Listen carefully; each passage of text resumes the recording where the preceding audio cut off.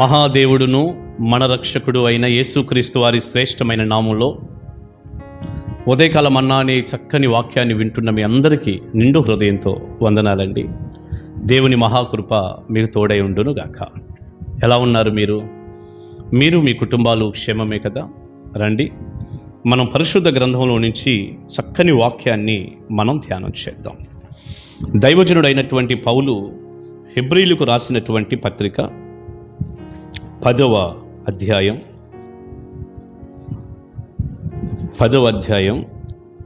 5 నుంచి కొన్ని మాటలు. కాబట్టి ఆయన ఈ లోకమందు ప్రవేశించున్నప్పుడు ఏలాగూ చెప్పుచున్నాడు, బలియు అర్పణయు నీవు కోరలేదు గాని నాకొక శరీరమును అమర్చితివి. పూర్ణ హోమములను పాప పరిహారార్థ బలులను నీకిష్టమైనవి కావు. అప్పుడు నేను గ్రంథపు చుట్టలో నన్ను గూర్చి వ్రాయబడిన ప్రకారము, దేవా నీ చిత్తము నెరవేర్చుటకు ఇదిగో నేను వచ్చి ఉన్నానంటిని. ప్రియులారా, దైవజనుడైన పౌలు ప్రభువైన యేసుక్రీస్తు వారి గురించి చెబుతున్న మాటలివి. యేసు ప్రభువారు శరీరధారిగా ఈ భూమి మీదకు వచ్చి సంచరించాడే, శరీరాన్ని కలిగి ఆ జీవితం గురించి మాట్లాడుతూ ఈ విషయాలన్నీ చెప్పుకొచ్చాడు. కాబట్టి ఆయన ఈ లోకమందు ప్రవేశించినప్పుడు ఎలాగో చెప్పుచున్నాడు అంటూ, ఈ లోకమందు యేసు ప్రభువారు ప్రవేశించాడు అంటే అంతకుముందు ఎక్కడున్నాడు? పరలోకంలో ఉన్నాడు, తండ్రి యొద్ద ఉన్నాడు. ఆయన శరీరధారిగా కన్యమరీ గర్భాన ఈ లోకంలోనికి ప్రవేశించాడు.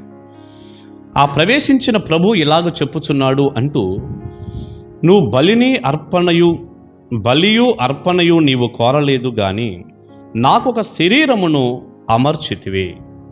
తండ్రి అయిన దేవునితో మాట్లాడుతున్నాడు యేసయ్య. పూర్ణ హోమములను పాప పరిహారార్థ బలులను నీకు ఇష్టమైనవి కావు.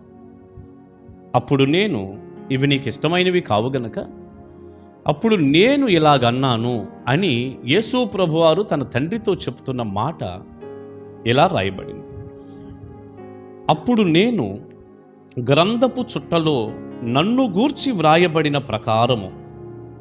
గ్రంథపు చుట్టలో అంటే పాత నిబంధన గ్రంథంలో, ఎందుకంటే అప్పుడు వాక్యం అంతా కూడా గ్రంథపు చుట్టల మీదే ఉండేది. జంతు చర్మాల మీద రాసి చుట్టలాగా చుట్టి, ఒక చాపను గనక చుట్టినట్టుగా చుట్టి ఉంచేవారు. అందుకే దాన్ని గ్రంథపు చుట్ట అని పిలుస్తారు. బైబిల్లో చాలా స్థలాల్లో మనకు ఆ పదం కనపడుతూ ఉంటుంది. కనుక పాత నిబంధన గ్రంథంలో యేసు ప్రభు వారిని గూర్చినటువంటి ఎన్నో సంగతులు ఉన్నాయి. గ్రంథపు చుట్టలో నన్ను గూర్చి వ్రాయబడిన ప్రకారం నేను వచ్చాను అంటున్నాడు యేసయ్య. గ్రంథపు చుట్టలో ఆల్రెడీ నన్ను గురించి రాశారే, దాని ప్రకారంగా అవన్నీ నెరవేర్చబడినట్లుగా నేను వచ్చాను అని చెబుతూ ఒక మంచి మాట, దేవా నీ చిత్తము నెరవేర్చుటకు ఇదిగో నేను వచ్చి ఉన్నానంటిని. ఎంత మంచి మాట అండి. తండ్రితో ప్రభు అంటున్నాడు శరీరధారిగా ఉన్నప్పుడు, దేవా నీ చిత్తము నెరవేర్చుటకు ఇదిగో నేను వచ్చి ఉన్నాను అన్నాడట. ఈ ఒక్క మాటను బట్టండి మనకేం అర్థం అవుతుందంటే, ప్రభు అయిన యేసుక్రీస్తు వారు తండ్రి మాట మేరకు పరలోక మహిమనంతా విడిచిపెట్టి శరీరాన్ని ధరించి భూలోకానికి ఎందుకు పంపబడ్డాడు?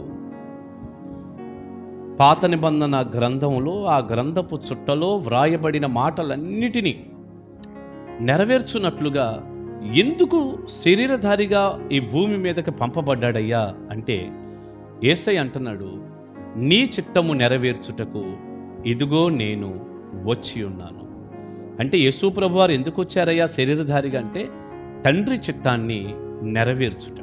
అవునండి, చాలా స్థలాల్లో మీరు యోహాను సువార్తలో కానీ మరి ఎక్కడైనా సువార్తల్లో చదవండి. ఎన్నో సందర్భాల్లో ప్రభు అంటాడు, నేను నా తండ్రి చిత్తం చేయటానికే వచ్చాను. ఆయన ఇష్టం నా జీవితంలో నెరవేర్చటానికి నేనున్నాను. గెత్సెమనే తోటలో కూడా ఈ గిన్నెను నా యొద్ద నుండి నీ చిత్తమైతే తొలగించు అని ఆయన ప్రార్థన చేసుకుంటూ చెమట రక్త బిందువుల్లాగా పడుతున్నటువంటి సమయంలో కూడా, అంత వేదన కలిగిన పరిస్థితిలో కూడా ఆయన అంటాడు, అయినను నా ఇష్టము కాదు తండ్రి నీ చిత్తమే సిద్ధించునుగాక అంటాడు యేసయ్య. ఎక్కడ చూసినానండి యేసు ప్రభువారు తన తండ్రి అయినటువంటి దేవుని చిత్తం నెరవేర్చినట్లుగా, తన తండ్రి చిత్తాన్ని నెరవేర్చినట్లుగా, అందుకే ఈ లోకానికి నేను పంపబడ్డాను, వచ్చాను అన్న మాట మనకు అర్థమవుతూ ఉంది. నెరవేర్చాడు అలాగా. దీనిని బట్టి మనం గ్రహిస్తున్న ఒక అమూల్యమైన విషయం ఏంటంటే, యేసు ప్రభువారు శరీరధారిగా ఈ భూలోకంలో జీవించిన ఆయన జీవితం మనలాంటి వాళ్ళకి ఎంతో ఒక మార్గదర్శకంగా ఉంది, ఎంతో మాదిరిగా ఉంది. ఆయన యొక్క అడుగుజాడల్లోనేగా మనం నడవాలి. అదేగా మన జీవితానికి చాలా ముఖ్యమైంది. యేసుప్రభు వారి జీవితం అంతా మనకి ఎందుకు గ్రంథస్థం చేయబడింది, ఎందుకు వ్రాయబడింది అంటే మనం కూడా అలా జీవించాలని. ఇప్పుడు చెప్పండి, యేసు ప్రభువారు తండ్రి చిత్తాన్ని నెరవేర్చడానికే నేను ఈ లోకానికి వచ్చాను అన్నప్పుడు ఒక దైవజనుడిగా నేను మిమ్మల్ని అడుగుతున్నాను, మీరెందుకు పుట్టారు? మీరే చెప్పండి, ఎందుకు పుట్టారు మీరు? నేను ఎందుకు పుట్టాను? సరే, నేను మిమ్మల్ని అడుగుతున్నాను, మీరు ఎందుకు పుట్టారు? ఎందుకు వచ్చారు ఈ లోకానికి? ఏమోనండి మాకు తెలియదు అంటారా? లేకపోతే ఇక్కడేదో పని చేసుకోవటానికి మేము పుట్టామండి అంటారా? ఉద్యోగం సంపాదించడానికి మేము పుట్టామంటారా? లేకపోతే ఇల్లు కట్టుకొని పెళ్లి చేసుకొని బిడ్డలను కంటానికి మేము పుట్టామండి అంటారా? లేకపోతే తినటానికే మేము పుట్టామండి, నిద్రపోవటానికే పుట్టామండి అంటారా? పోనీ దేనికి అంటారు? ప్రియులారా, ఇప్పుడు వరకు నేను చెప్పినవి అన్నీ మనిషికి అవసరమే. ఒక ఇల్లు, వివాహమో, భోజనం చేయటమో, నిద్రపోవటమో, ఒక జాబో వద్దని కాదు.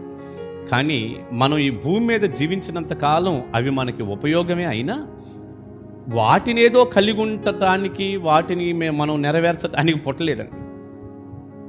వాటి కోసం మనం పుట్టలా. మనం ఎవ్వరమైనా పుట్టింది ఎందుకయ్యా అంటే దేవుని చిత్తం అనేది ఒకటి ఉంటుంది.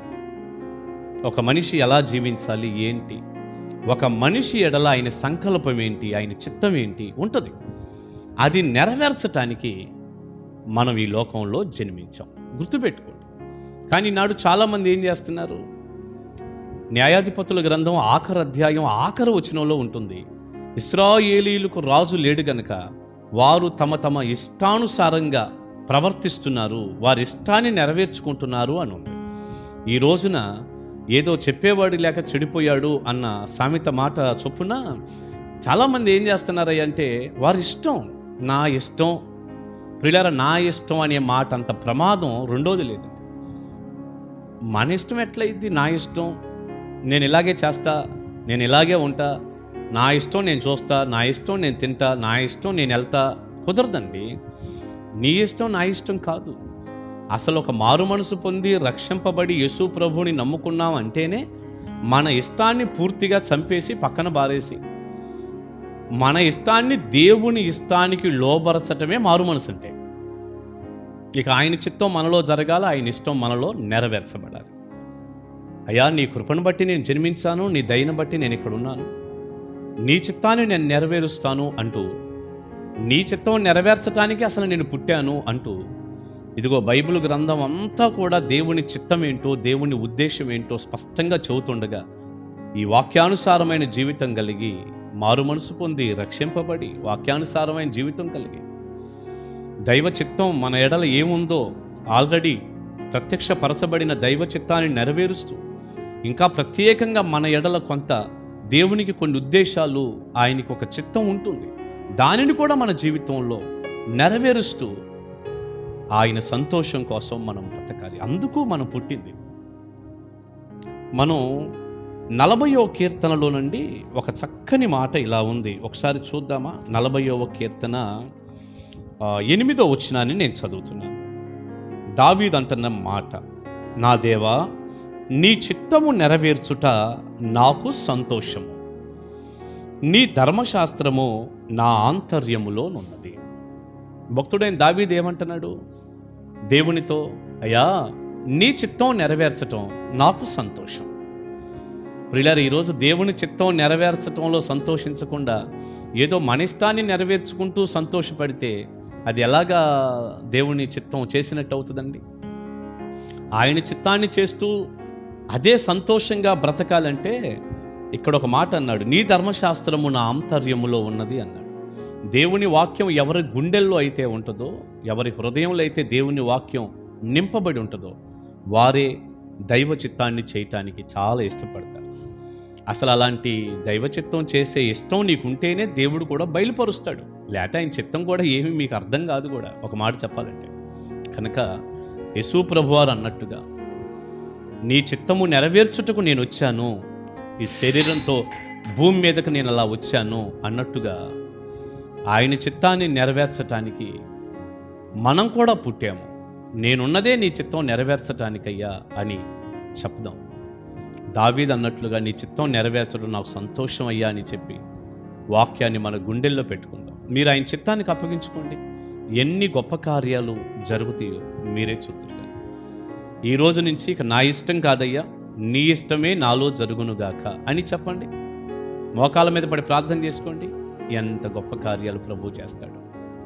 ప్రార్థన చేసుకుందామా. పరిశుద్ధుడా, ప్రేమ కలిగిన తండ్రి, మీ నామానికి వందనాలయ్యా. విత్తబడిన చక్కని సందేశం మీ బిడ్డలకు దీవెనకరంగా మీరు చేయండి. యేసయ్యా, మీరు తండ్రి చిత్తాన్ని చేయటానికే ఈ లోకానికి వచ్చాను అన్నారు. మేం కూడా ఈ లోకానికి వచ్చింది, ఈ లోకంలో పుట్టింది మీ కృపతో పుట్టింది, మీ చిత్తాన్ని నెరవేర్చటానికే. కానీ ఎన్నోసార్లు మేము తప్పిపోతున్నాం, మమ్మల్ని క్షమించండి. మీ చిత్తము నెరవేర్చే వారిగా చేయండి అని ఈ ప్రార్థనలో ఏకీభవించి ఎంతమంది అయితే అడుగుతున్నారు, వారందరి జీవితాల్లో కూడా మీ గొప్ప కార్యాలు జరిగించండి. మీ చిత్తం చేసి సంతోషించి వర్ధిల్లే కృప అందరికి ఇవ్వండి. యేసు నామాని ప్రార్థన మనవులు అడుగుచున్నాను తండ్రి. Amen, amen. God bless you. దేవుని మహాకృప మీకు తోడే ఉండును గాక. కలుసుకుందామా? Praise the lord.